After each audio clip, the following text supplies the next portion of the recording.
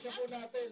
I-like na po natin ang ating Facebook page. Yes. Para ma-update po kayo lahat ng mga programs natin.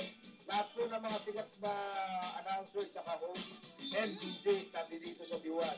Yes. Number 1 na si Mike Logan. Yes. Station manager. Siyempre, DJs, hindi naman tayo mananalo ng mga awards, di ba? Kundi tayo ang the future of AM Radio. Naman! Talaga tayo Tapos ay... malulupit pa yung mga DJs natin sa mobile circuit. Yes. Saan ka pa? Minsan ka pa. Malakas ang alindog. Maraming followers. Grabe talaga, 223 na po tayo ngayon. Oh my God! Diba? What did you do? DJ Ikip? Nai-stress pa yan kanina, DJ Sting, ha? Kasi daw, hindi niya ma-share yung live. At saka, just to give everyone an insight, yung 225 that we have now on Facebook, wala pa dyan yung YouTube, ha? Yes. At saka yung digital channel 30 Yes. natin.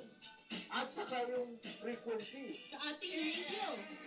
Because we are catering 3 platforms. Yes. Tatlong platform po ang kinikita ng Diwan 1206.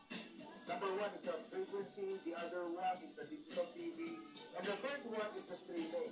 So everyone is invited to please share the good news to all our savvy digital Sa ating mga friends. members. Yes.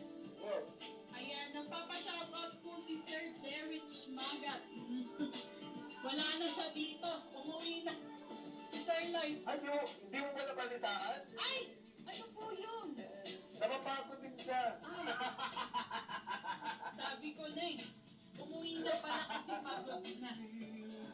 Pero hindi mapapagod ang ating listeners sa pakikinig kay DJ Kim. At saka shout out yung mga girls dyan na single pa. Available po si Lloyd, yung aming chief editor. Sir, kala ko si DJ Napakagwapo Kim. niyan. Kinabahan Hindi, ako. si DJ Ikip, delikado tayo dyan. Oo. Pakikalagin tayo. Lagot